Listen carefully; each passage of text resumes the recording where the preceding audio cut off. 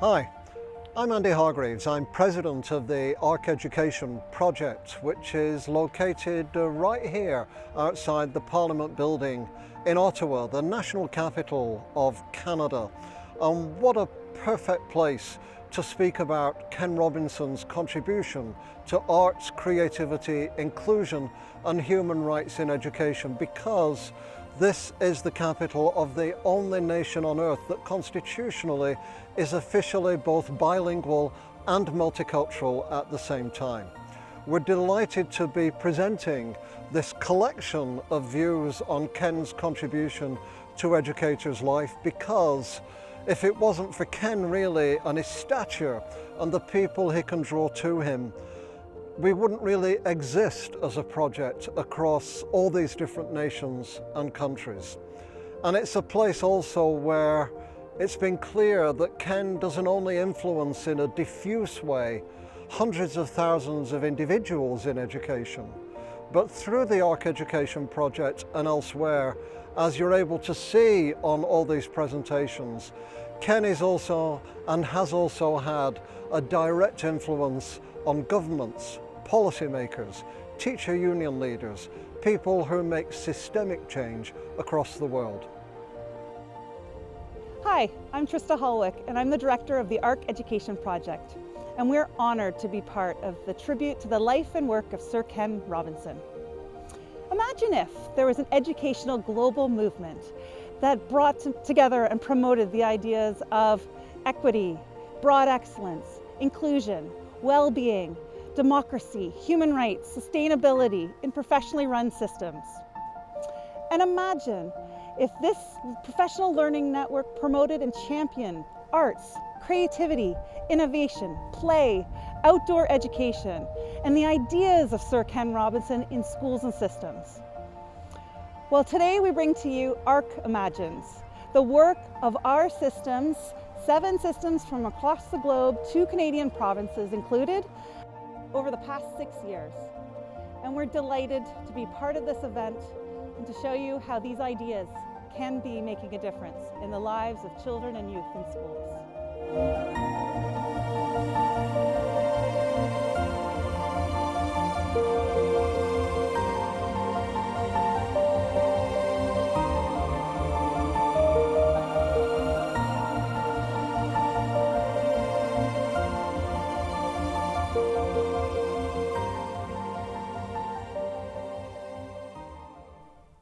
In times of unprecedented transformation, uncertainty, and rapid technological change, we prepare for challenges of ever-increasing complexity. Our successes in that regard are predicted by the adaptability and strength of our educational system and by our own creative and critical thinking. The Icelandic system of education is divided into 4 levels: play school, compulsory school, upper secondary or high school, and university level, and is in many ways similar to that of other Nordic countries. Most institutions are funded by the public authorities. There are very few private schools in Iceland, tuitions are limited, and most education is free. Being a small island has its benefits. Communication channels are short and things can catch on quite quickly, and good ideas spread fast. The flexibility of Iceland schools became apparent in the ongoing COVID-19 pandemic, as they have remained open or successfully adapted to distance learning. The main strengths of the Icelandic education system is its equality and accessibility for all students. There are relatively small achievement gaps between schools, students generally feel happy, and the system in general is flexible and not overly centralized. Creativity is one of 6 fundamental pillars of the Icelandic National Curriculum Guides. The guide emphasizes the role of creativity for understanding, communication, innovation, and problem solving, as well as its connection to critical thinking and, of course, joy. Municipal councils, schools, and communities all have considerable freedom to decide on course offerings and organization of schooling in Iceland. Teachers are trusted to experiment and integrate various approaches to their classroom. The national curriculum is open, and standardized tests are few and far between for students in compulsory schools compared to other countries. When visiting an Icelandic primary school, you can expect to see students handling more than pencils, keyboards, and tablets. That might include hammers and saws, green screens, sewing needles, pocket knives, clay, knitting pins, rolling pins, flour and eggs, and various tools and ingredients of creativity. Many schools take pride in their facilities for arts and crafts, home economics, music and design, and textiles, as well as outdoor classroom where nature sets the stage. Interest in that field of teaching is growing fast, although many still rely on the more conventional way of the teacher as a lecturer. Others are looking towards their students as discoverers, inventors, and creators.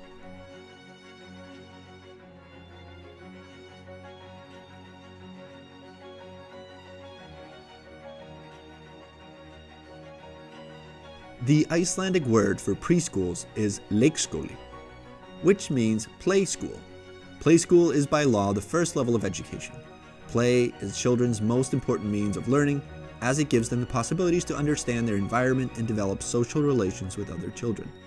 The play schools have a strong framework, a comprehensive play-based curriculum is in place for all ages, and preschool teaching is a legally defined profession.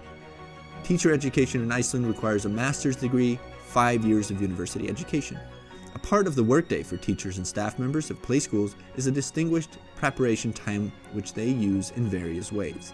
Attendance in play school is high in Iceland, where about 95% of 2-year-olds go to play schools.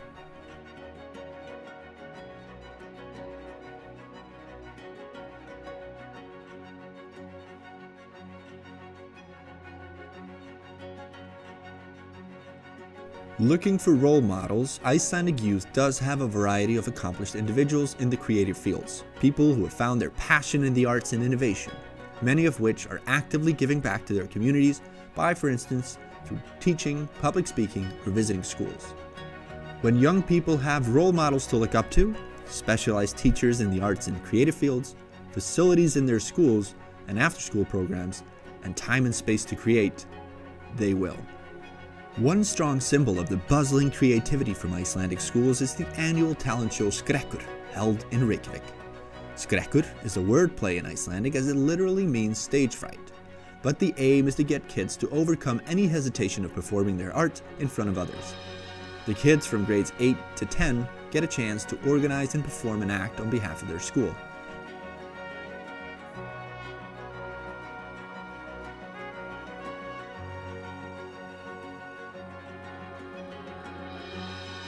Innovation education formed part of the national curriculum as early as 1999. In 2007, it became an element of the national curriculum in relations to creativity, democracy, and sustainability.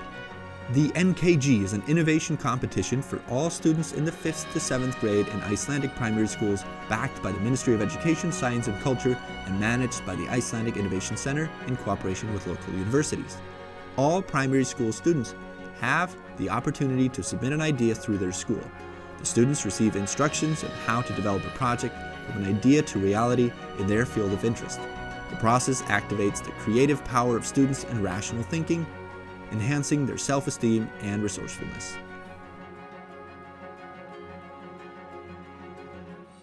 In Iceland's new education policy, a strong focus is put on art and creativity in relevance to important future skills on all levels of education. In order to activate and sustain students' creative ability and creative courage throughout their lives, they must be provided with a learning environment that promotes initiative, independence, and creative thinking in all areas. The quest for knowledge never ends, and education, whether formal or informal, remains a lifelong creative process.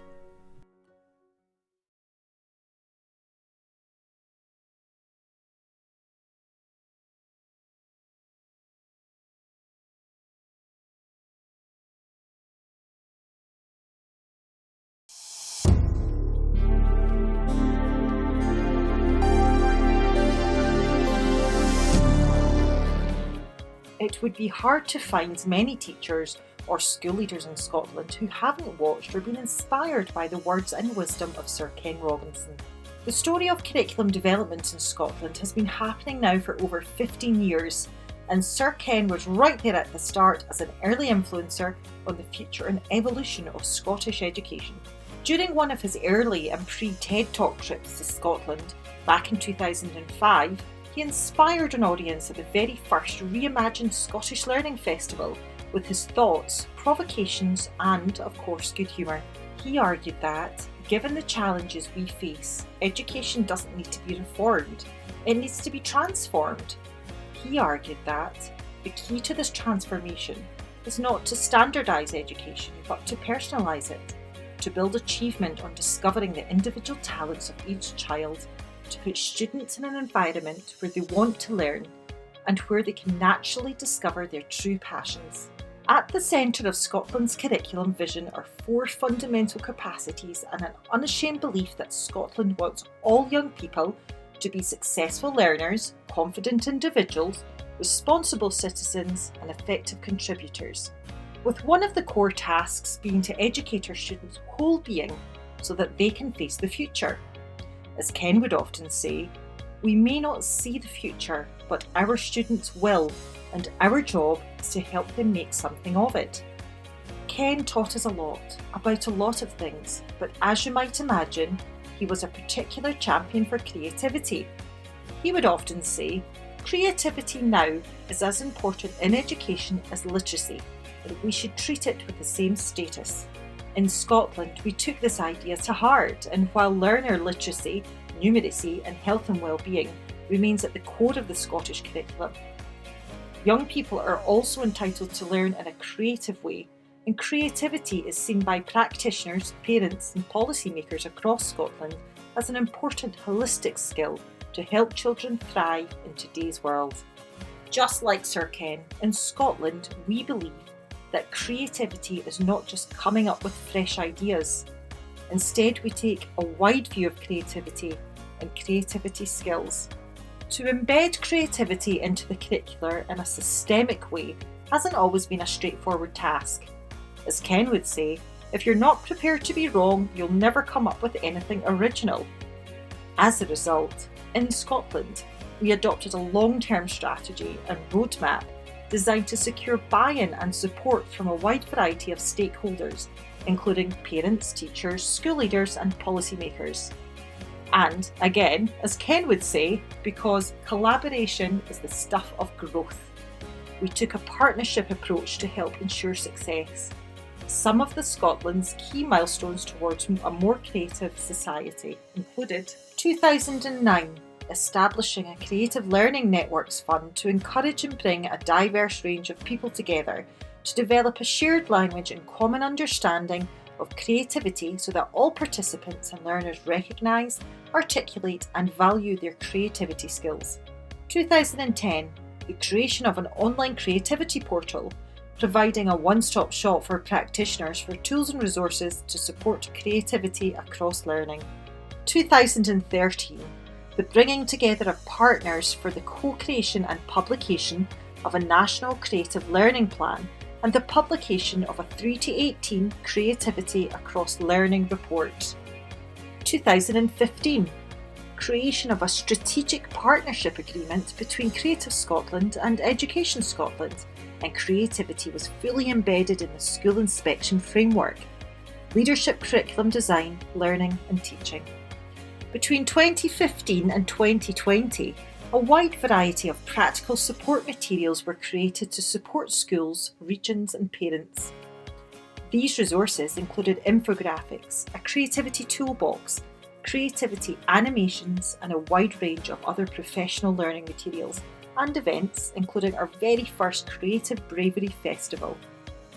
And the work continues.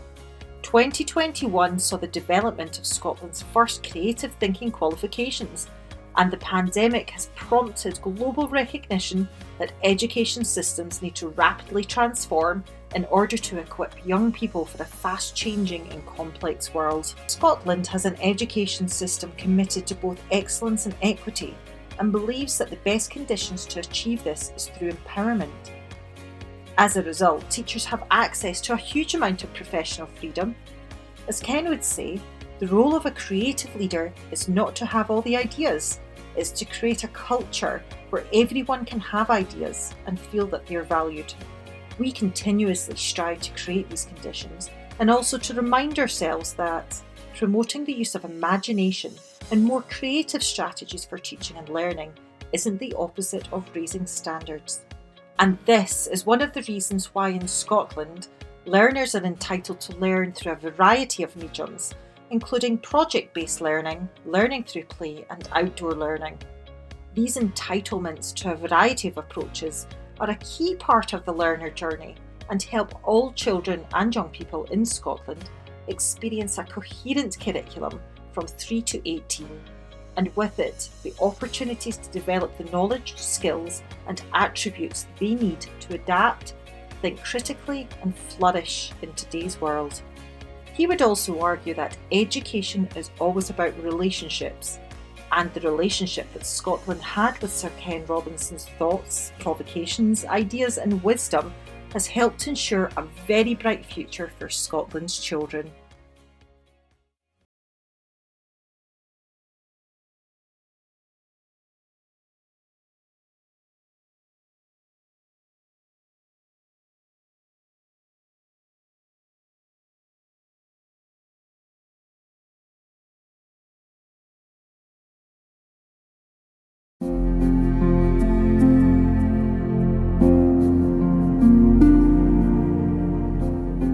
We remember places, things, and people that have an impact on us. We remember Sir Ken Robinson. We may not have all known him personally, but we knew him through his ideas, through his passions, and through his famous TED Talks. He taught us to discover our talents, to encourage creativity, and to be innovation-inspired. We are working every day to see that our public school curriculum affords the opportunities for learning like Sir Ken imagined. Welcome to Nova Scotia. 2, 3.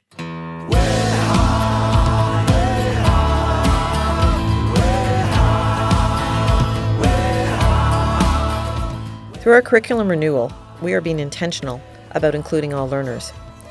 We want all of our learners to discover their talents, and one of the best ways to do this is to have students see themselves and their history reflected in the curriculum. We begin by acknowledging that in Nova Scotia, we are in Mi'kma'ki, the ancestral and unceded territory of the Mi'kmaq people. This territory is covered by the Treaties of Peace and Friendship, which Mi'kmaq, Maliseet, and Passamaquoddy peoples first signed with the British Crown in 1726. Imagine if we learned to see with the best ways of seeing, so that we nurtured the learning spirit of our children and youth as led by the combined perspectives of Indigenous ways of being and knowing and mainstream ways of being and knowing. We would then be a global nation rooted in inclusive practices for the well-being of the current generation and generations to come. Mi'kmaq ancestors have always encouraged Indigenous people to honor and teach the sacred gifts of life that guide learning, for these are the authentic Mi'kmaq ways of being and knowing. They speak through the elders to teach us that from this earth we have sprouted. This knowledge was shared with the specific purpose of teaching the individual how to live in harmony with Mother Earth and how to behave as a sacred being living among other sacred beings. These understandings are central to the teachings of Neda Galimth, which we have specifically chosen to incorporate in our curriculum development and pedagogy in Nova Scotia.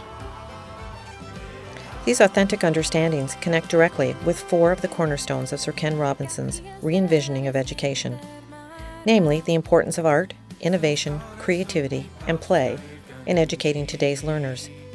We profoundly appreciate the support these aligned messages bring to our enriched, multi-perspective approach to education. We know it is our responsibility as educators to respect, discover, and nurture the gifts and talents of our children and youth. Imagine if we continue to see, listen, and learn through the implementation of Nova Scotia's inclusive education policy.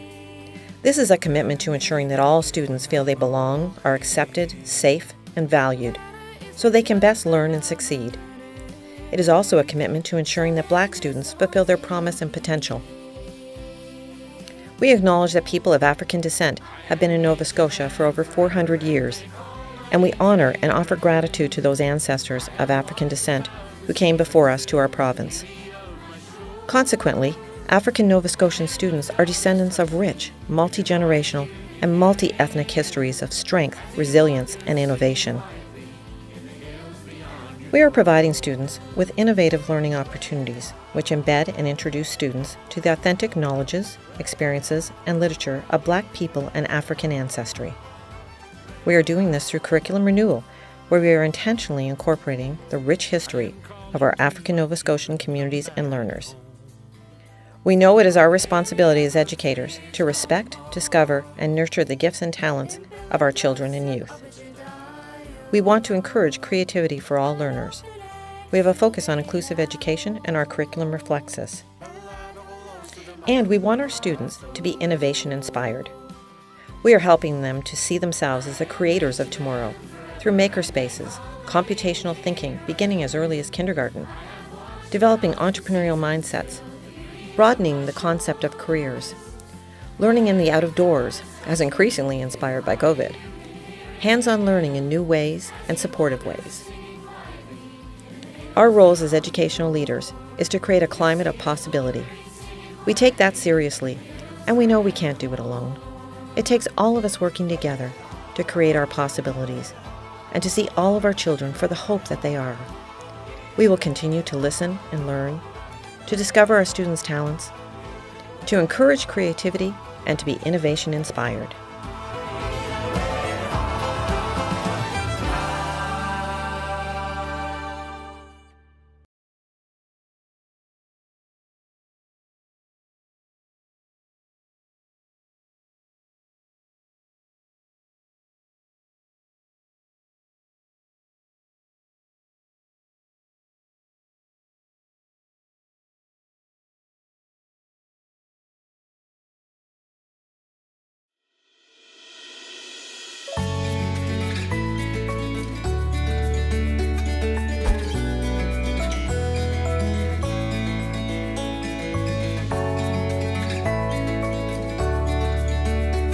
Parents are indispensably important to the educational enterprise.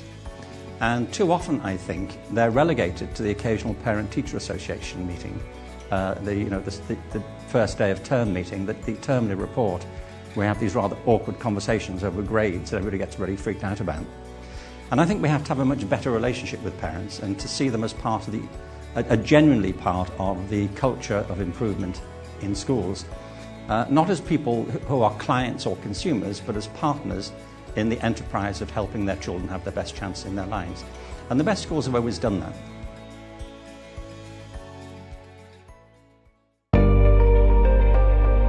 Nuestra escuela tiene aproximadamente 330 alumnos. Es de la categoría de escuela aprender. Son familias muy numerosas y muy carenciadas en cuanto no solo a lo económico, sino también a lo sociocultural. Al comienzo de esta cuarentena, de la pandemia, teníamos 30% de la población de la escuela que estaba desvinculada. Empezamos con los docentes a ver cuáles eran los niños que no estaban pudiendo cumplir, no estaban pudiendo llegar con las actividades y entonces empezar a ver los nexos. Empezamos a hacer llamadas telefónicas, empezamos a conectarnos con algún vecino y en el último caso visitamos el hogar. Y la maestra comunitaria fue espectacular porque muchas cosas que no teníamos en clara ella nos explicó, se tomó su tiempo, vino acá. Los chiquilines mejoraron en pila también, un apoyo bárbaro. Acá en la institución se puede decir que se experimentó con todas las herramientas. Hacíamos videoconferencias por Zoom, trabajamos en CREA, en distintas aplicaciones. La maestra nos mandaba juegos y tareas al mismo tiempo. Tener una vida saludable y cambiar nuestro hábito para cuidarnos. Teníamos que estudiar las tablas, también exponer sobre un tema que hicimos en una cartulina por video. Paso número 1. Lavarse las manos con agua y con jabón. La maestra nos mandaron por WhatsApp tareas y nosotros íbamos haciendo y le enviábamos las fotos. 6, 7, 8. ¿Y acá cuál empieza? 0. Soy la abuela Ana, la abuela de Mario. Vengo a leerles un cuento. Se llama Lucía, la luciérnaga. Después ahí surgió la necesidad de crear un canal de YouTube donde yo pudiera grabar videos de cuentos. El rol del docente cambió a ser un docente facilitador y también de creador de sus recursos. Buenos días, Kiara, Luciano, ¿cómo pasaron? Bien. Hoy vamos a trabajar otro poquito desde casa. Vamos a trabajar con el cuento del cuervo hoy. ¿Te acordás del cuervo, Kiara? Sí. Y cada maestro o dupla fue creando diferentes proyectos, actividades de aprendizaje profundo, como le llamamos en Red Global. Entonces se generó toda una comunidad de enseñanza y de aprendizaje entre docentes con las familias y con los alumnos. Todo un aprendizaje, o sea, al principio fue un poco más difícil, después ya fue más llevadero. Nos ayudó a ser más unidos, a estar más tiempo con los chiquilines. Dentro de lo malo hubieron muchas cosas buenas también. Cuando logramos otra vez el reencuentro, ahí uno se dio cuenta que había todo un camino recorrido. Volvieron a la escuela felices. Veíamos en sus ojitos, en sus caritas, la alegría de poder encontrar a sus compañeros. Nos dieron una bienvenida también. Extrañaba a la maestra y a los compañeros. Mucha gente había quedado sin trabajo con esto de la pandemia, entonces decidimos hacer emprendimientos. Yo en carpintería estoy con mi padre. Como comunidad, digo, eso a la escuela ayuda cantidad. Digo, la escuela, por medio de los talleres y por medio de otros emprendimientos que ha hecho, como que se integró más al barrio. Mi mamá estaba participando en el taller de manualidades, enseñándonos, aunque ella al principio de la cuarentena y antes no sabía hacer manualidades, ella empezó a aprender y ahora es ella la que nos ayuda. Y para mí, digo, la verdad que es una buena idea, digo, son puertas que se abren a un futuro trabajo de diferentes maneras, que lo ven de otra forma. La fortaleza de la escuela es que tenemos un equipo de trabajo excelente, todos, del equipo de elección hasta los maestros, trabajamos muy unidos durante toda la pandemia. En este año aprendimos muchísimo más que en muchos años de carrera, de cómo llegar, de cómo buscar estrategias, de la tecnología. Como maestros comunitarios creo que salimos muy fortalecidos en cuanto a los vínculos con la familia. Para mí está buenísimo, orgulloso de venir y ayudarlo en todo lo que pueda. Me pareció un buen compromiso, como que los padres también vieron el trabajo que nosotros estábamos realizando del otro lado. Sentimos que las familias han valorado muchísimo el rol de la escuela. La escuela es insustituible como comunidad de relaciones, comunidad de aprendizaje, el concepto de escuela como comunidad.